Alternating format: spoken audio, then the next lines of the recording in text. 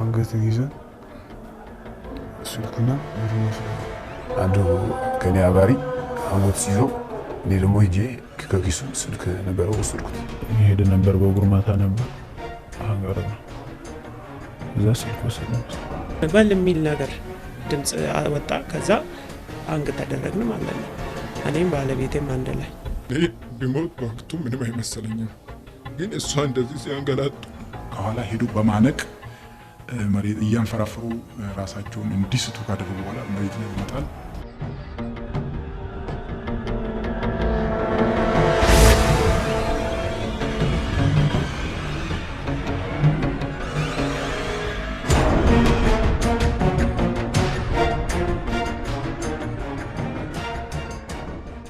በአዲስ አበባ ፖሊስና በሌሎች የጸጥታ አካላት የተቀናጀ ሥራ አስተማማኝ ሰላሟ ጸንቶ መዝለቅ የቻለችው መዲናችን ወንጀል በመፈጸም ያልተገባ ጥቅም ለማግኘት ከመሻት በዘለለ እሳቤ ሰላሟን ለማናጋትና ነዋሪዎቿን ለማሸበር በቡድን በመደራጀት በተቀናጀ መንገድ እየተንቀሳቀሱ ጭካኔ የተሞላበት ድርጊት ሲፈጽሙ የነበሩ ተጠርጣሪዎች ከያሉበት ተለቃቅመው በቁጥጥር ስር ውለዋል።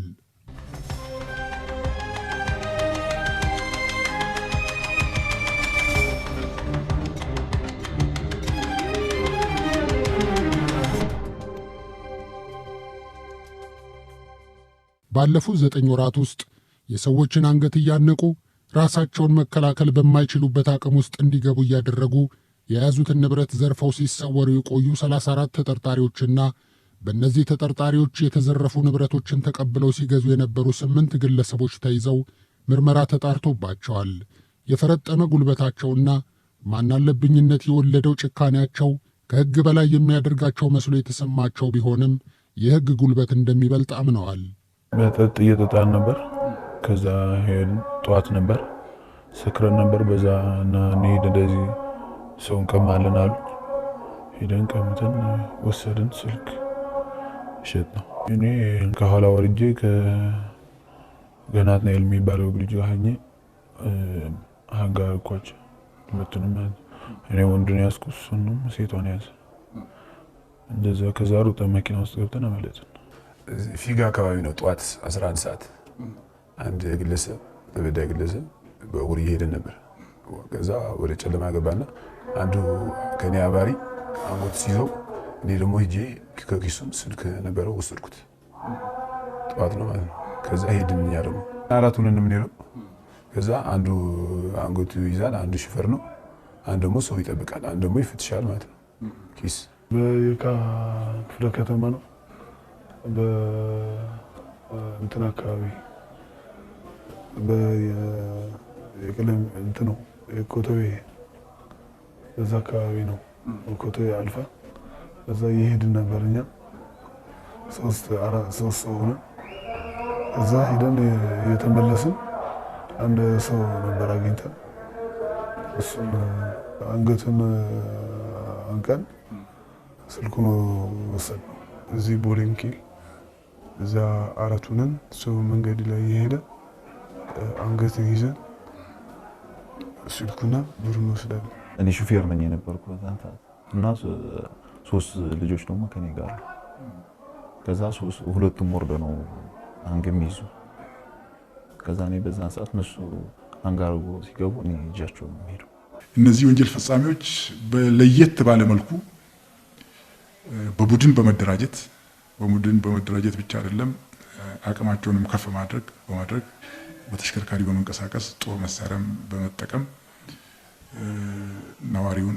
በነዋሪው ላይ የተለያዩ ወንጀል አሰቃቂ የሆኑ ወንጀሎችን እየፈጸሙ በተለይ ፍጹም የሆነ ጭካኔ የተሞላበት ወንጀሎችን እየፈጸሙ የሚሰወሩበትና እነዛን ከተሰወሩበት ቦታ ይዘን ለሕግ የማቅረብ ስራዎችን አሁን በአሁኑ ሰዓት እየሰራ እንገኛለን። እነዚህ ተጠርጣሪዎች በሁለት ከፍለን ማየት እንችላለን። አንደኛው ቡድን ተሽከርካሪን በመጠቀምና ያለ ተሽከርካሪም እየተንቀሳቀሱ ሰዎች ወይ ዜጎች በምሽት ብቻቸውን ወይ ሁለት ሆነው በሚንቀሳቀሱበት ሰዓት ምናልባትም እነዚህ የሚንቀሳቀሱ ሰዎች ውድ የሆኑ ሞባይሎችን፣ ላፕቶፖችን፣ ጌጣጌጦችን እና የሀገር ውስጥ የሚሆኑ የውጭ አገር ገንዘቦችን ይዘዋል ብሎ የሚገምቱትን አስቀድሞ በማጥናት እየተከታተሉ ከኋላ ሄዶ በማነቅ መሬት እያንፈራፈሩ ራሳቸውን እንዲስቱ ካደረጉ በኋላ መሬት ላይ በመጣል ያላቸውን ሁሉ ከቀሙ ወይ ከዘረፉ በኋላ ወዲያው በተያዙ ተሽከርካሪ ባዘጋጁ ተሽከርካሪ ወይም በተከራዩ ተሽከርካሪ ከአካባቢው የመሰወር ወንጀልን የሚሰራ ቡድን ነው። ሁለተኛው ቡድን ደግሞ የጸጥታ አልባሳትን በመጠቀም የጸጥታ አካል በመምሰል የአዲስ አበባ ፖሊስን በመምሰል የፌዴራል ፖሊስን በመምሰል ሐሰተኛ የጸጥታ አካላትን መታወቂያ በመጠቀም የህግ አካል መስለው አስቀድሞ በሚያጠኑት አንዳንድ የተወሰኑ ባለሀብቶች የግለሰቦችን ቤት በማውጣት እየገቡ የጸጥታ ኃይልን ለፍተሻ ነው የመጣ ነው፣ ፍርድ ቤት መያዣ ትዕዛዝ ይዘናል፣ ሰው እንፈልጋለን በማለት እየገቡ የሚፈልጉትን ውድ ጌጣጌጦችን፣ ገንዘቦችን እና ሌሎችም ይጠቅሙናል የሚሉትን ሁሉ ዘርፎ የሚሰወር ቡድን ነው።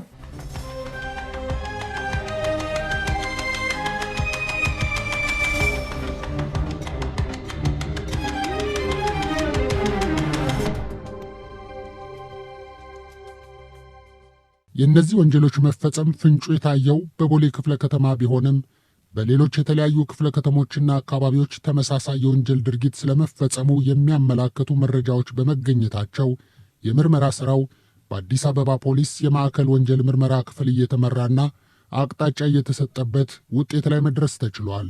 በተደጋጋሚ ከተለያዩ ቦታዎች በምናገኛቸው ከህብረተሰብ በምናገኘው ጥቆማ ከህብረተሰብ የምናገኛቸውን ጥቃቅን መረጃዎች የመኪና ቀለም፣ የተለያዩ ነገሮችን ታርጋ ከካሜራዎች በምናገኛቸው ዳታዎችን መሰረት በማድረግ እሱን በማስፋት ወንጀለኞቹ የት አካባቢና እነማን እንደሆኑ የመለየት ስራ ነው የተሰራው። በስፋት ይህንን ወንጀል የሚፈጽሙ ሰዎች ወንጀሉን ሲያስተባብሩ የነበሩ፣ ቡድኑን የሚመሩ የነበሩ፣ የሚያቅዱ የነበሩ፣ ጭካኔ በተሞላበት ሰውን ሲያሰቃዩ የነበሩት በሙሉ በቁጥጥር ስር ውለዋል። በዚህ ቡድን ውስጥ ያሉት ማለት ነው። ወደ ግል ጉዳያቸው ሲንቀሳቀሱ ባላሰቡትና ባልገመቱት መንገድ በጉልበተኞቹ ታንቀው ንብረታቸው የተዘረፈባቸው የግል ተበዳዮች ራሳቸውን ለመከላከልና ሕይወታቸውን ለማትረፍ ከወንጀል ፈጻሚዎቹ ጋር ትንቅንቅ ውስጥ ገብተው የነበረ ቢሆንም በአንገታቸው ላይ ተጠምጥሞ የተቆለፈው የፈርጣማዎቹ ክንድ አቅማቸውን ሰልቦባቸዋል። እንዴት ነው የነበረው? እኔ ወደ ስራ የገባው የነበረ ያው ሌም በጠዋትም ተነስቼ ወደ ስራ የሚሄደው ሰሚት አካባቢ ነው። ሰሚት ቤተክርስቲያን አካባቢ ጊዮርጊስ አለ፣ እዛ አካባቢ ነው። በቀኑ እኔ ወደ ስራ እየሄድኩኝ ነው። ሁሌም በጥንቃቄ ነው እንትን ብለው የሚሄደው አጋጣሚ ሆኖ ማለት ነውና መጀመሪያ ላይ መኪናዋን ከማየቴ በፊት አስታውሳለሁ ሰዎች ምናምን ዙሪያ ጋር ነበሩ። ራሴን እየጠበቅኩ ተጠንቀቅኩ ነው ሲሄድ የነበረውና መኪናዋን ካየሁ በኋላ ውስጥ ግን የሆነ ድባቴ ውስጥ የመግባት ስሜት ነበረው። ዞሮ መጡ። ታርጋውን ማየት አልቻልኩኝም። ክሮስ አድርገውኝ ከሄዱ በኋላ ራሱ ምን እንደተፈጠረ አላስታውስም ተመናገር በኋላ ላይ ከነቃው ምናምን በኋላ ሃንግ አድርገውኛል። ብዙ ናቸው። ፊት ለፊት መጥቶ በቦክስ አንኛው ሲመታኝ ራሴን ሳትኩ ማለት ነው። ወድቄ ያለው ምናምን ሰዎች በአካባቢውም አልነበሩም እና የተወሰነች አንድ ልጅ እንደ ኢሉዥ እንደ ቅዠት ነው የሚባለው እንደዛ ነውና ቀናስም ምን ሆነ ነው ምናምን ትለኛለች። ሃንግ እንደተሰራው ያወቁት ከዛም በኋላ ነው። ይሄ ወንጀል የተሰራብኝ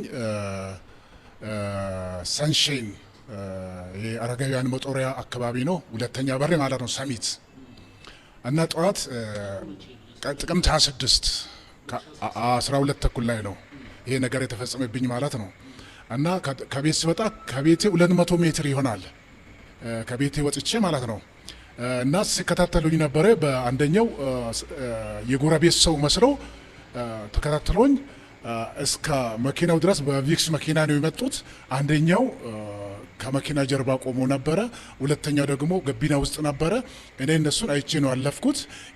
እኔ አልፌ እንደው አንድ 50 ሜትር እንደተራመድኩኝ እና ከኋላዬ አንደቁኝ። በዛ ሰዓት የሆነ ቃላት ተናገርኩኝ። በኋላ በቃ ራሴን አላወቅኩኝም ማለት ነው። ሜዳ ላይ አቧራ ውስጥ አገኘሁት ራሴን ከጊዜ በኋላ። መስከረም 27 ጠዋት 12 ሰዓት ከሩብ አካባቢ ነው ወንጀሉ የተፈጸመብኝ። ቦሌ ቡልቡላ 40-60 አካባቢ ነው። ወደ ስራ እየሄድኩ የሆነ ቪትስ መኪና መታ ነበረች። እዛ ከኋላዬ መኪና እንደመጣው መኪና እንደቆመ ነው ከመኪና የወረደ ሳይሆን መኪና በእግር የመጣ ሰው መጥቶ ከኋላዬን አነቀኝ። ጠዋት ጾም ጸሎት እንሄዳለን ብለን በ2 ሰዓት ከቤታችን ወጥተን 100 ሜትርም እንኳን ማትሞላ መንገድ እየሄድን እያለን ከባለቤቴ ጋር እየሄድን እያለን ከኋላ መኪና ቪትስ መኪና መጥቶ ተከትሎን ቀስ ብሎ እየመጣ እኛ መኪናው ያልፋል ብለን ነው እየሄድን የነበረው። መኪናው ቀስ ብሎ እየሄደ እኛ ለመኪናው ነው መንገድ ስንለቅ የነበረው። ከዛ ከኋላችን መኪናው ሰዎቹን አውርዶ ለራሱ ቀስ እንዳለ መንገዱን ዘግቶብን ወደዚህም ወደዛ እንዳንል በጣም ወደኛ ተጠግቶ መኪናው ትንሽ ለመዞር ሲል መዞር እንደ ማለፊያ አካባቢ ደርሶ አለፈን። ከዛ አለፈ ዞረ። ሲዞር እኛን መንገድ ዘጋብን። መንገድ ከዘጋም በኋላ ከመኪና ውስጥ ድምፅ ሰጣ። የሆነ ሰው ሹፌሩ የሆነ ሰው አላውቅም፣ የሆነ በል የሚል ነገር ድምፅ ወጣ። ከዛ አንግ ተደረግን ማለት ነው። እኔም ባለቤቴም አንድ ላይ አየው ዙሪያ አየውና ሰዎቹን የሚያልፉ መስሎኝ ነው እኔ። ከዛ መኪና ወደ ፊት ለፊታችን አዞሩ። እኔ ትኩረቴ መኪና ላይ ነው ያደረኩት። ስለዛ መኪና ዞሩ። ባለቤቴ ፈርታ ወደ እኔ ጠጋለች። ሁለቱ ግብዳ ሰዎች ዞር ብዬ ሲያይ 2 ሰዎች አንገቴ ላይ ቆመዋል። አንዱ በሷ በኩል አንዱ በእኔ በኩል። ፊታቸውን በደንብ አይቻሉ በወቅቱ። ከዛ መኪና ወዲያው ፊት ለፊታችን አዞሩ። መኪና ላይ ትኩረት መኪና እንዳይገጭኝ ብዬ መኪና ላይ ትኩረት አረኩት። ከዛ እነሱ አንገታችን ላይ ቆሙ። ከዛ ፊት ለፊት አንዱ ወረደ። አንዱ መኪና ውስጥ ነው በለው የሚል ድምፅ አሰማ። ከዛ ሁለቱም ዘለሉና እኛ ላይ ወደው በቃ አንጋረጉን። ሁለቱም በአንድ እንትን ሲታገል ፊት ለፊት እያዞሩኝ ነበር። ባለቤትን አንጠልጥሎ እኔ ፊት ለፊት አዞሮ አስወደቁት። እሷ እኔን ወዳን ፊት ለፊት ይዞኝ ጣሉኝ እዛው። ከዛ ከፊት ለፊት መጥቶ ኪሴ ሲገባ አንዱ እያየው ነበር። ይሄ በቃ አንጠላጥሎኛል። በቃ ሰውዬ በጣም ከባድ ነው፣ ግብዳ ነው። ምን እንደያዘው አላውቅም። ከዛ አንጠላጥሎኛል። ማውራት አይችልም። ለተወሰነ ሰዓት ደግሞ ራስን እንትን ብያለሁ። ደክሞኛል። በቃ መታገል አልቻልኩም። አይኔ ወደ እንትን እያለ ነበር።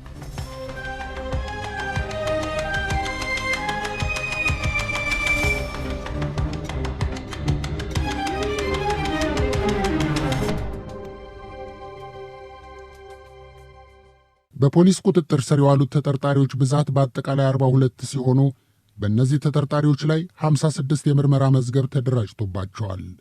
እዚህ ደረጃ ለመድረስና የተበዳዮችንም ባለማበስ ፖሊስ የከፈለው መሥዋዕትነትና ከወንጀል ፈጻሚዎቹ ጋር ያደረገው ትንቅንቅ ማንም ሰው ወንጀል ፈጽሞ ማምለጥ እንደማይችልና የአዲስ አበባ ፖሊስ በሪፎርሙ ባከናወናቸው ልዩ ልዩ ተግባራት የመፈጸም አቅሙ በእጅጉ ማደጉን ከሚያመላክቱ ውጤቶች እንደ አንዱ ሊወሰድ የሚችል ማሳያ ነው። እነዚህን ተጠርጣሪዎች ስንይዝ እንግዲህ ከሁሉም ጸጥታ አካላት ጋር በትብብር ይዘን ያመጣናቸው ተጠርጣሪዎች ናቸው። አንዳንዶቹም በተለያየ ጊዜ ሀገራችንን ሲወጉ በነበሩት አካላት ጋር ጦርነት ውስጥ ተሳትፎ ሀገርን እና የጸጥታ አካላትን ሲወጉ የነበሩና እዛ ውስጥ ባካበቱት ወንጀል የመፈጸም ልምድና ጭካኔም ጭምር ተጠቅመው የዘረፋ ወንጀል ሲፈጽሙ የነበሩ በመሆኑ ይህንን አዲስ አበባ ፖሊስ እንግዲህ ባደራጀው የጥናት ቡድን፣ የክትትል ቡድን፣ የኦፕሬሽንና የምርመራ ቡድን ሙሉ ስራውን ሰርቶ አሁን ላይ አጠናቆ እነዚህን 42 ተጠርጣሪዎች ለፍርድ በማቅረብ ላይ ይገኛል። በጣም ከፍተኛ ድካም የነበረበት ስራውን ቀላል ያልነበረ በጥሩ ሁኔታ የተመራ በየቀኑ እየተገመገመ የማስተካከያ ሁኔታዎች እየተቀመጡ የተሰራበት ሁኔታ ነው ያለው። በጣም ቀላል አይደሉም። በጣም አደገኛ ሰዎች ናቸው። በዛው ልክ ተዘጋጅተን በጥንቃቄና በጥበብ የተሰራ ስለሆነ ካልሆነ በስተቀር እነዚህን ሰዎች በቁጥጥር ስር ማዋል ቁጭ ብለን እንደምናወራው ቀላል አለመሆኑን ለመግለጽ ነው። እጅግ የሚያኮራ ፖሊሳዊ ጥበብ የተሞላበት የክትትልና የምርመራ ስራ ተሰርቶ ይሄ ውጤት ተገኝቶ ውጤቱም ደግሞ አንደኛ ደረጃ ዛሬ ላይ ይሄ ወንጀል አዲስ አበባ ላይ እንዲቆምና ስጋት እንዳይሆን ማድረግ ችለናል። በሁለተኛ ደረጃ እነዚህ ተጠርጣሪዎች በቂ የሆነ ቅጣት የሚያገኙበት ወይ ፍርድ የሚያገኙበት ማስረጃ በቂ ሁኔታ ማደራጀት ችለናል። ስለዚህ እነሱንም ሆነ ሌሎችን ተመሳሳይ ወንጀል የመፈጸም ሀሳብ ያላቸውን አካላት የማስተማር የሚያስተምር ትልቅ ስራና ትልቅ የተሳካ የምርመራ ስራ ተሰርቷል።